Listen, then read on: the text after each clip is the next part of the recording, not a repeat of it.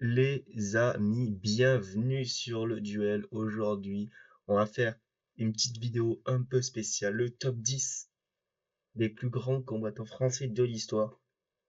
Donc voilà, je vous préviens, ça va globaliser pas que l'UFC, mais toutes les autres orgas depuis voilà de nos combattants français. Donc on est parti pour commencer un petit top 10 et le premier, les gars, c'est un ancien combattant qui a arrêté sa carrière il y a de cela 2 ans, qui n'est pas passé par l'UFC, les amis. Karl Amoussou, on le connaît parce qu'il y a de cela, ça devait être en 2022 ou en 2023, il a affronté Michael Lebou dans son dernier combat à l'arrêt. S'il est passé à l'Hexagone, bon, ça c'était la fin de carrière, mais Karl Amoussou, c'est un gros combattant du Bellator. Il a été champion au Bellator en battant quand même Brian Baker à l'époque. Il avait perdu la ceinture du Bellator contre Ben Askren, donc ça fait quand même partie des premiers combattants français qui ont eu des gros fights contre des très gros noms. Et voilà, il est passé par le Cage Warrior, jamais allé à l'UFC, le M1, bon, tout ça.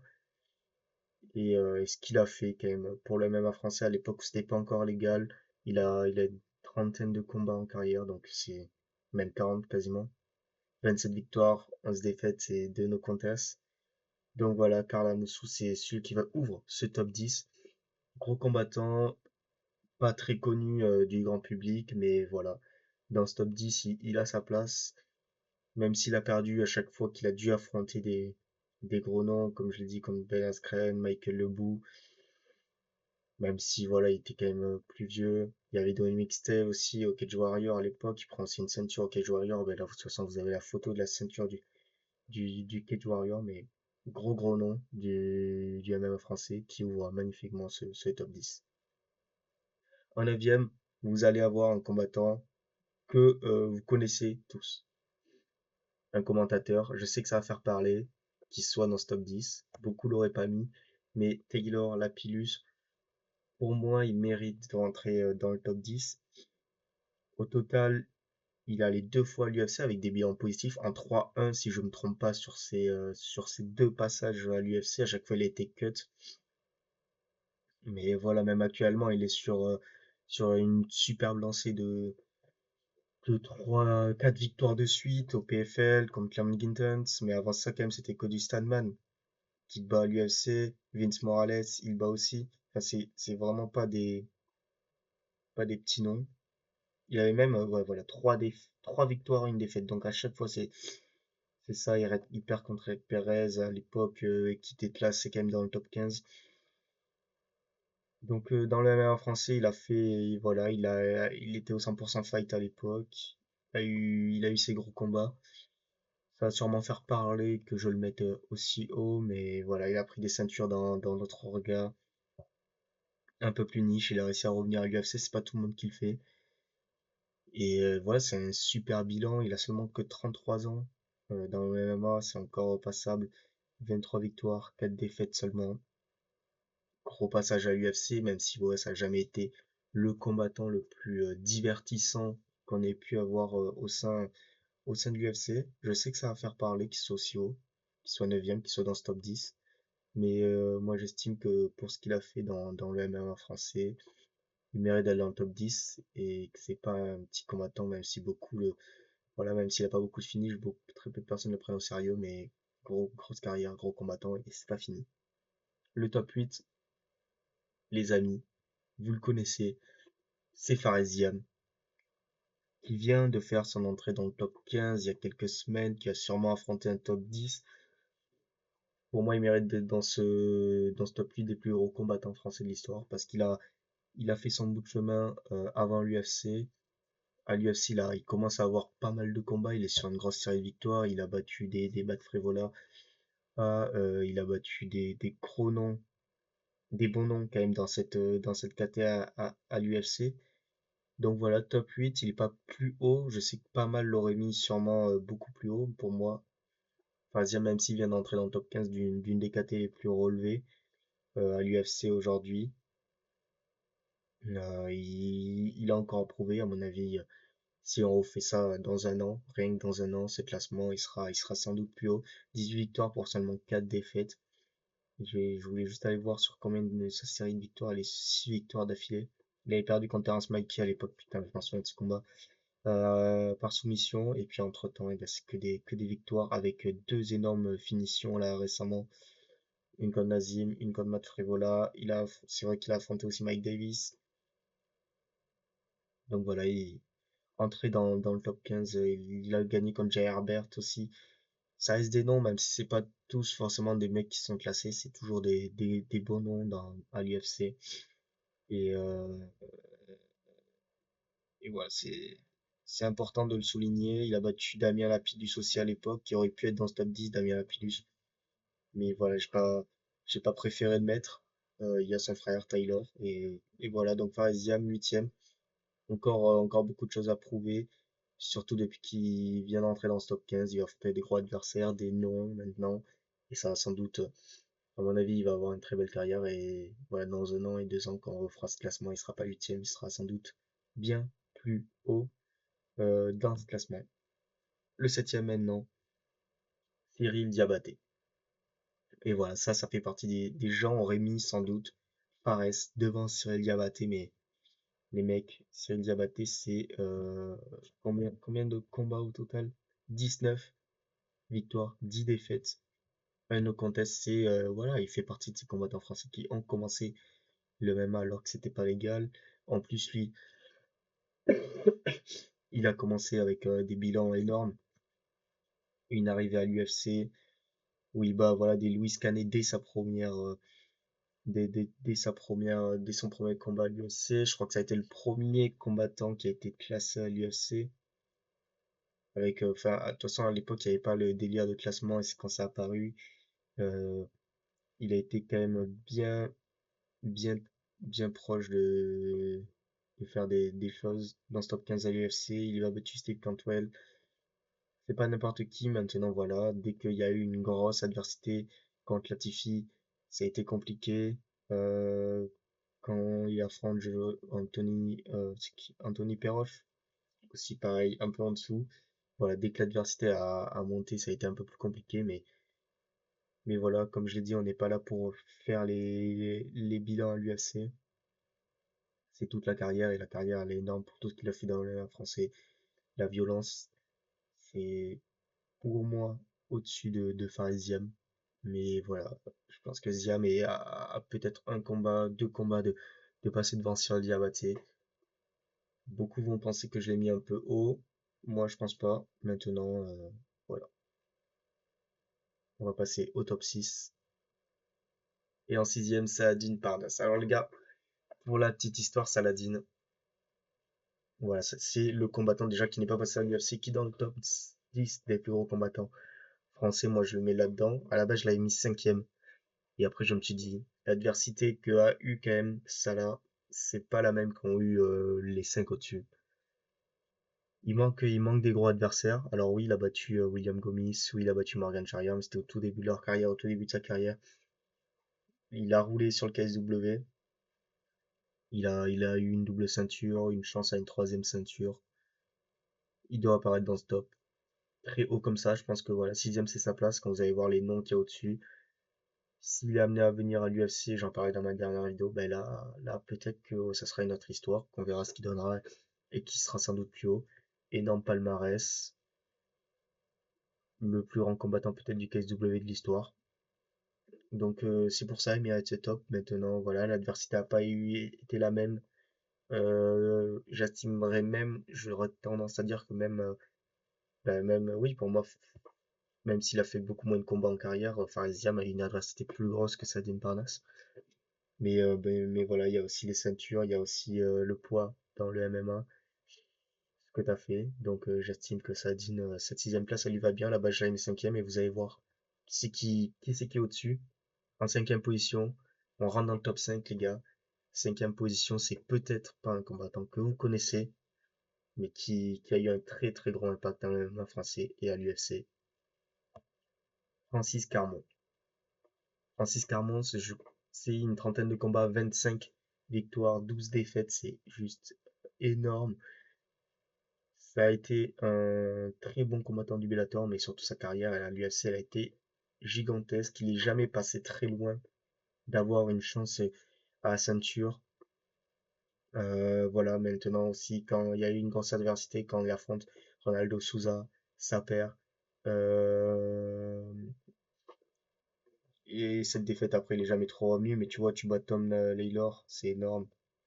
Et il a été lui aussi, je sais pas si à l'époque il y avait les délires des top 15, mais je pense, oui, si, les tops arrivent quand lui il est déjà en passage à l'UFC, mais quand il bat Philippou à l'époque, il est à un combat d'avoir une chance à la ceinture. Il fait partie de ces combattants qui sont vraiment pas passés loin d'avoir une chance à la ceinture, d'avoir une petite. Il a eu son petit passage au KSW, et après, voilà, dans ses 12 défaites, il y en a eu beaucoup qui étaient en début de carrière, donc c'est pas spécifiquement révélateur. Il a aussi fait le MMA quand c'était pas légal en France, donc fallait partir. C'était compliqué, mais grosse carrière à l'UFC. Après l'UFC, c'était un peu plus compliqué. Il était sur la pente descendante, il est passé au Bellator. En dents de scie, le Bellator. Mais voilà, pour tout. Faut savoir quand même qu'à l'époque, Francis Carmon, il passe pas loin d'avoir une chance à la ceinture, qu'il fait des finishes, qu'il y a une petite hype autour de lui. Maintenant, voilà, il y a eu une fin de carrière un peu plus compliquée à l'UFC. C'est pour ça qu'à la base, j'avais mis ça là au-dessus, mais voilà, l'adversité n'est pas la même encore une fois, et je pense que c'est ce point-là que j'ai retenu. Étant donné que Francis Carmon a eu quand même une plus grosse adversité, j'ai eu tendance à le mettre dans ce top 5. Mais là, vous allez voir que les 4 qui sont au-dessus, c'est vraiment un autre game. Parce que le quatrième, vous le connaissez, il a pas fini d'écrire sa carrière. C'est Benoît Saint-Denis. BSD forcément quatrième, donc beaucoup l'auraient mis sans doute un peu au-dessus. Il a affronté les plus gros combattants, des légendes comme Dustin Poirier, Belendarius. Grosse carrière, combattant à l'UFC, un finisher. Je crois que toutes ses victoires, c'est 100% de finish. Si je ne me trompe pas, en tout cas, l'UFC, c'est sûr. Il mérite ce top 4. Il est pas passé loin, lui aussi, d'avoir une chance à la ceinture. Tu gagnes ton combat pardon, contre Dustin Poirier, tu as une chance à la ceinture après contre Makhachev. Tu gagnes contre Moïcano, tu finis à avoir une chance à la ceinture aussi, vu qu'il y avait à l'époque Arman Saoukam qui s'était blessé, c'était Renato Moïcano qui avait eu cette chance-là. Donc il est vraiment pas passé loin d'avoir une chance à la ceinture. Là, il est sur 3 victoires d'affilée contre Kai Prepoliak, Mauricio Luffy et Belendarius, du coup. Il va affronter Dan Hooker et voilà. Donc le top 4 pour moi, il est assez logique. Il est au-dessus, en fait, largement au-dessus d'un Francis Carmon, par exemple, tous les autres combattants qu'il y a derrière lui, et un petit peu en dessous des 3 combattants qui vont suivre, même si, voilà. Benoît Saint-Denis, grosse carrière, qui n'est pas finie, et qui va sans doute être beaucoup plus haut, qui va sans doute avoir une chance à la ceinture un jour. Mais là, on va passer au top 3, avec un homme qui devrait très bientôt affronter Ramzat Chimaev pour la ceinture, Nassourdine Imavov. Et là, je sais que ça fait parler parce que beaucoup l'auraient mis deuxième. Beaucoup l'auraient mis deuxième. Vous commencez à voir qui c'est le deuxième petit à petit. Est-ce que j'ai besoin de m'expliquer pourquoi il est dans le top 3? Tu bats Israël Adesanya par KO. Tu bats Costa. Enfin, tu fais des trucs de ouf. Et aujourd'hui, tu as une chance par ceinture. Tu es le prétendant numéro 1 à affronter Ramzat. Alors bon, est-ce que ça arrivera ce combat ou pas? C'est un peu compliqué. En tout cas, on sait que Ramzat y reviendra dans un petit moment à cause du Ramadan. Mais ce qui est sûr, c'est qu'Imavov aura une chance à la ceinture quoi qu'il arrive. Tu bats Borayo, t'es sur une série de victoires de dingue.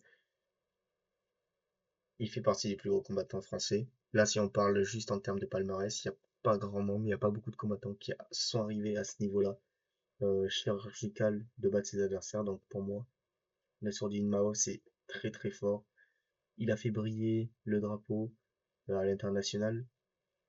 Donc dans la meilleure, organisation, avec les meilleurs combattants. Donc pour moi, c'est top 3.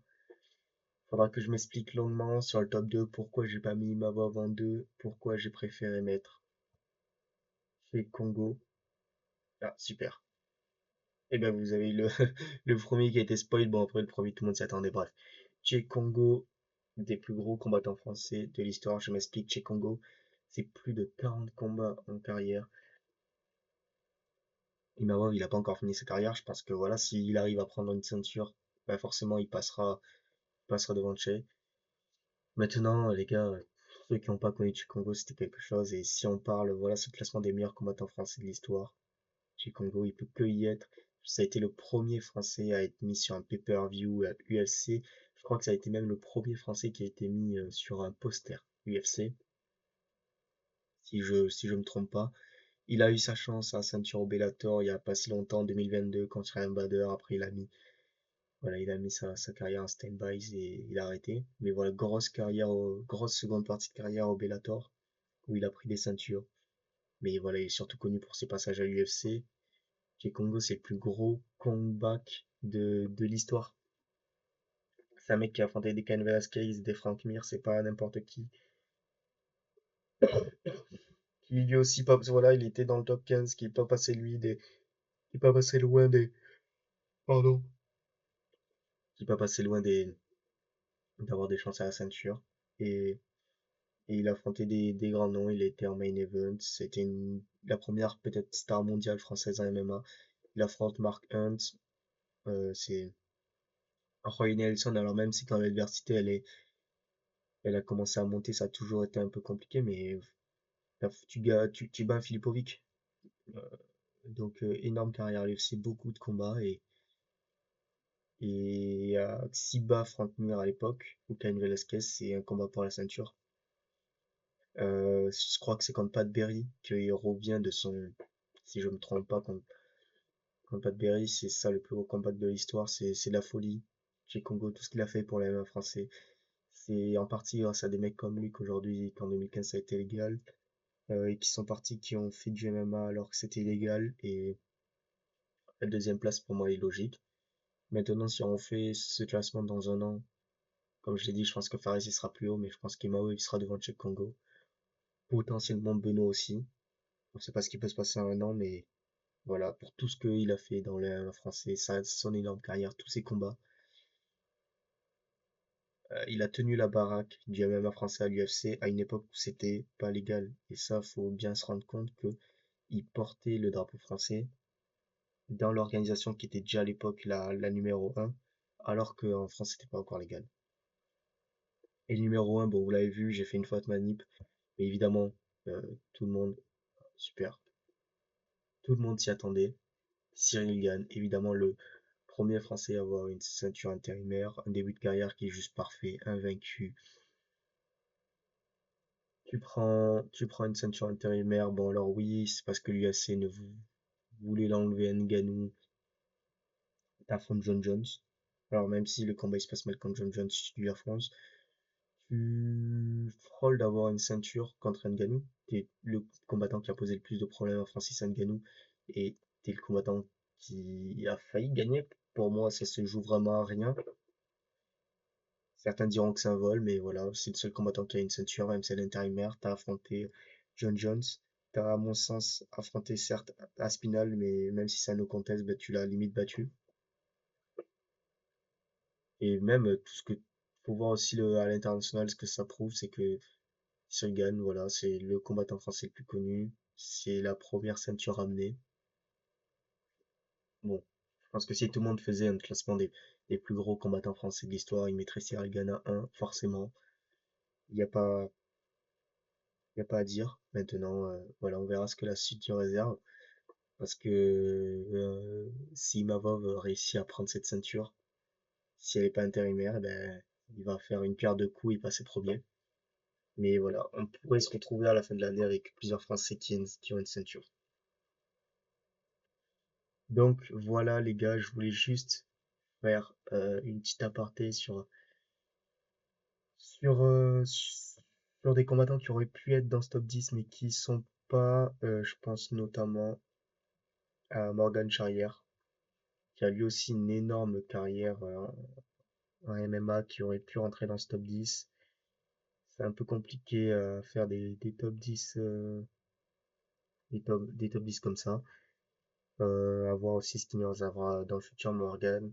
Comme j'ai dit, il y a aussi Nicolas Leblond au début, qui aurait, qui a le potentiel, qui aurait pu peut-être pas, mais qui a le potentiel un jour de rentrer dans ce top 10, surtout qu'il est dans une KT qui reste où il n'y a pas de français, donc s'il fait son bout de chemin, ben, ça sera encore plus incroyable.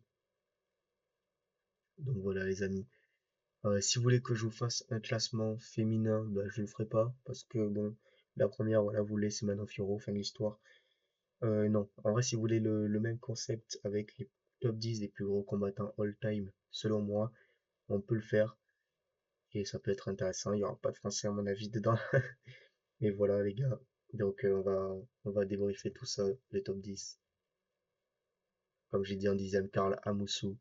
En neuvième, Taylor Lapillus. Ça va sûrement faire parler ça. En huitième, Faresiam. En septième, Cyril Diabaté. Sixième, Saladin Parnasse. Cinquième, Francis Carmon. Sixième, Benoît Saint-Denis, God of War. Troisième, Nassourdine Mavov. Ça va aussi faire parler que ce soit pas deuxième. Deuxième, Chai Kongo. Premier, Cyril Gann. Voilà les amis. Ben, merci beaucoup en tout cas d'avoir regardé cette vidéo.